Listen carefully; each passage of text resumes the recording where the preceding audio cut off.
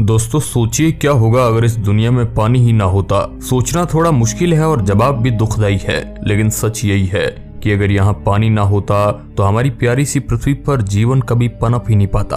पानी और ऑक्सीजन ही एक तरह से हमारा बेस बनाते हैं और यह तो आपको पता ही होगा कि खुद हमारा शरीर लगभग 70% पानी से बना हुआ है। लेकिन आज मैं आपको ये सब क्यों बता रहा हूँ, वो इसलिए दोस्तों क्योंकि आज की इस वीडियो में हम ये जानने वाले हैं कि ये पानी जिंदगी के लिए कितना महत्वपूर्ण है और बाहरी ब्रह्मांड में ये कितनी मात्रा में एग्जिस्ट करता है। आखिर पूरे ब्रह्मांड में किस हद तक पानी हो सकता है। हेलो दोस्तों, मैं हूं आपका दोस्त सुरेश सांचोरी और आप रहस्य टेलीविजन यूट्यूब चैनल देख रहे हैं। दोस्तों, बाहरी ब्रह्मांड और एक्सोप्लैनेट में पानी की खोज तो कई दशकों से चली आ रही है, लेकिन अफसोस बहुत लंबे समय तक हमें एक भी ऐसा ग्रह नहीं मिला है जहां पानी पर्याप्त मात्रा में मौजूद हो। मैं ये नहीं कह रहा हूं कि बाकी ग्रहों में पानी है ही नहीं, यूं तो हमारे पड़ोसी ग्रह मंगल और शुक्र में भी है, लेकिन बहुत कम मात्रा में है। मंगल ग्रह पर यह है तो, लेकिन वो नॉर्मल वाटर नहीं है बल्कि हेवी वाटर है। एक तरह से आप ये समझ लीजिए कि हेवी वाटर पानी का ही एक दूसरा रूप है जिसे हम इस्तेमाल नहीं कर सकते। लेकिन आज की तारीख में हम अच्छे से जानते हैं कि इस ब्रह्मांड में हम अकेले नहीं हैं जिसके पास पानी का वरदान है। आज हमें सैकड़ों ऐसे ग्रह मिल चुके हैं जिन पर पानी की परत चढ़ी हुई है, लेकिन समस्या यह आती है कि सभी एक्सोप्लैनेट में पानी उस तरह नहीं है जिस तरह हमारे पास है। कहने का मतलब है कि अलग अलग ग्रहों में पानी की प्रचुरता भी अलग अलग है। और जैसा कि मैंने पहले ही बताया कि कुछ जगह पानी तो आइसोट्रॉपिक फॉर्म में है, जैसे कि हेवी वाटर। तो आज के इस वीडियो में हम यही जानने वाले हैं कि कई लाइट ईयर दूर में फैली हमारी इस गैलेक्सी में पानी कहां और किस तरह मौजूद है। सबसे पहले बात आती है K2-18b की दुनिया की। दोस्तों, वह साल 2015 था जब हमारे डिस्कवर्ड स्टार की लिस्ट में एक नया मेंबर जुड़ गया।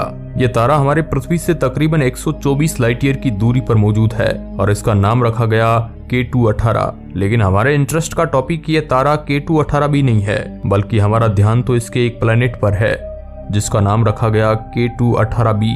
रिसर्चर्स ने जब इसके बारे में और जानने की कोशिश की तो पता चला कि इस प्लेनेट का मास हमारी पृथ्वी से भी 8 गुना ज्यादा है। तो क्राइटेरिया के मुताबिक इसे सुपर अर्थ की कैटेगरी में रखा गया।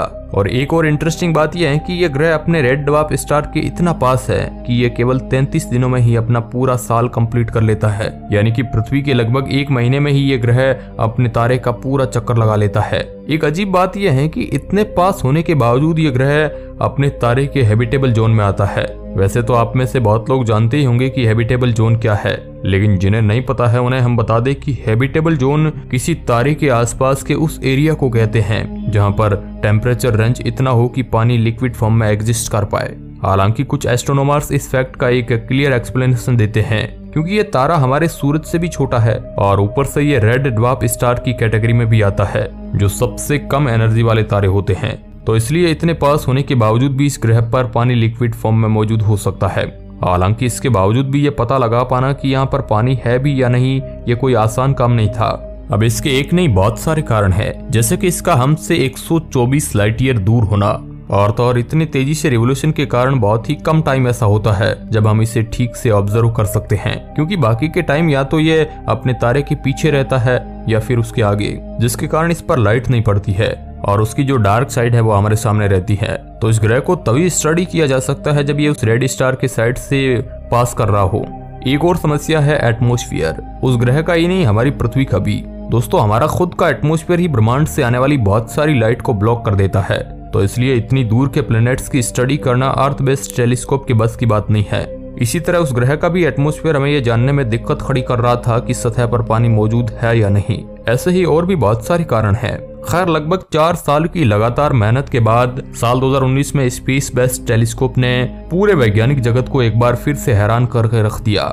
आखिरकार हबल, केपलर और स्पिट्जर टेलीस्कोप ने इतने सालों तक लगातार उस ग्रह पर नजर गड़ाए रखने के बाद ये पता कर ही लिया कि उस ग्रह के एटमॉस्फेयर में वाटर वेपर है। हमारे इतिहास में ये बहुत बड़ी डिस्कवरी थी, क्योंकि K2-18b के केमिकल कंपोजिशन और स्पेस में इसकी पोजीशन के मुताबिक ये पहली ऐसी हैवी बॉडी है जिस पर पानी मौजूद है और जो हमारे सौरमंडल से बाहर एग्जिस्ट करती है। इस सुपर अर्थ वाले ग्रह के सुरक्षा कवच यानी वायुमंडल में वाटर वेपर के साथ ही हाइड्रोजन और हीलियम के ट्रेसेस भी मिले हैं। हालांकि अभी हमें इस ग्रह के बारे में बहुत अच्छे से तो नहीं पता है, लेकिन इसके बाहरी वायुमंडल को हमने जितना जाना है उसके हिसाब से तो लगता है कि K2-18b का एटमॉस्फेयर हमारी पृथ्वी के एटमॉस्फेयर से काफी घना है।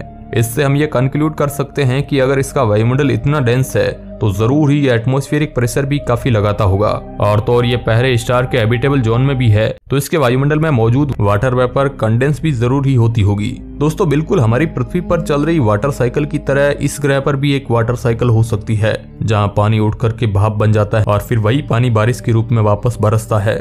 लेकिन दोस्तों सब वैज्ञानिकों का ऐसा मानना नहीं है। कुछ साइंटिस्ट कहते हैं कि यह वाटर वेपर कंडेंस होकर पानी के रूप में बदलकर नीचे गिरती तो जरूर होगी, लेकिन वायुमंडल की नीचे की लेयर में जाकर फिर से भाप बन जाती होगी, क्योंकि नीचे का वायुमंडल काफी गर्म हो सकता है। तो बरसता हुआ ये पानी कभी सतह तक पहुंचता ही नहीं है। दोस्तों K2-18 भी भले ही अपने तारे के हैबिटेबल जोन में आता हो, लेकिन एक और बात जो यहाँ पर ध्यान देने वाली है, ये तारों की दुनिया के बीच मौजूद है जहाँ कुछ भी हो सकता है, और बरसते हुए पानी का बीच में ही वापस एवोपरेट हो जाना हमारे लिए कोई नई बात भी नहीं है, क्योंकि आज से पहले भी हमने ऐसी बहुत सारी डिस्कवरीज की है जिनमें हमें ये देखने को मिला है। यहाँ तक कि कुछ एस्ट्रोफिजिसिस्ट तो ये भी मानते हैं कि इस ग्रह के सरफेस पर प्रेशर बहुत ज्यादा है, हमारी पृथ्वी के एटमॉस्फेरिक प्रेशर से भी लाखों गुना ज्यादा। तो जाहिर है वहाँ की कंडीशन हमारे घर से बहुत अलग होगी। एक और चीज जिसे हमें नजरअंदाज नहीं करना चाहिए कि ये अपने तारे के काफी पास है, तो उससे निकलने वाली रेडिएशन भी इस पर भयंकर तरीके से बरसती होगी, जो अगर हम इंसान वहां रहते हैं तो हमें बहुत ज्यादा नुकसान पहुंचा सकती है। दोस्तों क्या आप सोचकर बता सकते हैं कि हमारे सौरमंडल के मरकरी, मार्स और हमारे चांद में क्या सिमिलरिटी है? यह हमारे सौरमंडल के उन पिंडों में से एक है जहां पर वाटर आइस की मौजूदगी साबित हो चुकी है। हमारे सौरमंडल में मौजूद ज्यादातर पानी बर्फ के रूप में ही जमा है, चाहे आप चांद या फिर मंगल जैसे ग्रहों की बात कर ले, या फिर गैस जायंट के चांदों की जो पूरी तरह से बर्फ से ही बने हुए हैं। वैसे बर्फ से बनी लेयर को क्रायोस्फेयर कहा जाता है, लेकिन जीवन के अस्तित्व के लिए बर्फ या वाटर वेपर सूटेबल नहीं होती है। जरूरी है लिक्विड वाटर, जो कि ब्रह्मांड में बहुत ही कम जगह पर मौजूद है। क्रायोस्फेयर की ही तरह अगर कोई पिंड पूरी तरह से पानी से कवर्ड है तो उसे एक्वास्फेयर कहा जाता है। ये बिल्कुल वैसा होता है जैसे इंटरस्टेलर मूवी में एक ग्रह को दिखाया गया था, जहाँ पर सतह नहीं केवल पानी ही पानी है। और जैसा कि हम ये अच्छे से जानते ही हैं कि हाइड्रोजन और ऑक्सीजन से बना ये केमिकल कंपाउंड केवल एक छोटी सी टेम्परेचर रेंज में ही लिक्विड रूप में रह सकता है, जो कि 0 डिग्री सेल्सियस से 100 डिग्री सेल्सियस तक है।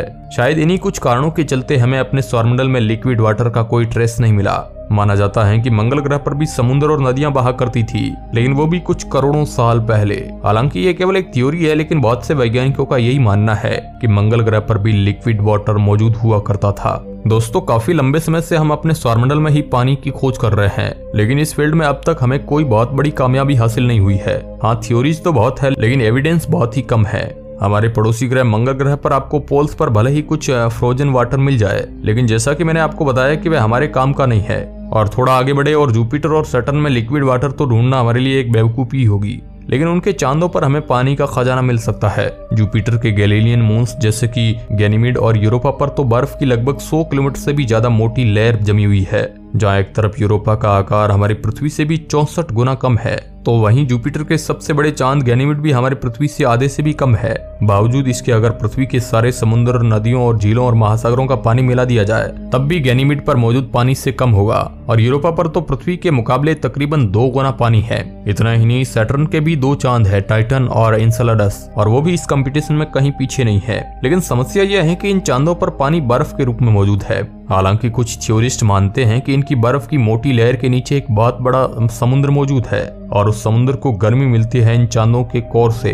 हालांकि सतह के नीचे वाला ये समुद्र कई पार्ट्स में डिवाइडेड है, जैसे कि टेक्टोनिक प्लेट्स के चलते या फिर आइस वाटर की अलग अलग डेंसिटीज की वजह से इस समुद्र में बहुत सारी लेयर्स बन गई होगी। माना जाता है कि इन समुद्रों में खारा पानी मौजूद होगा, क्योंकि उनमें मैग्नीशियम सल्फेट मौजूद हो सकता है। इन चांदों के अंदर की लेयर आपस में एक दूसरे के ऊपर साइड करती होगी, जिसके कारण बहुत बड़े अमाउंट में किनेटिक एनर्जी बनती है, जो कि बाद में गर्मी में बदलकर इन ओशियंस को गर्म करने का भी काम करती है। और कोर से इस समुद्र को तो वैसे भी हीट मिलती रहती है, तो कुछ लोगों का मानना है कि इन समुद्रों के निचले सरफेस में जीवन मौजूद हो सकता है, बिल्कुल उसी तरह जिस तरह हमारे पृथ्वी के सी बेड्स के हाइड्रोथर्मल वेंट्स में होता है।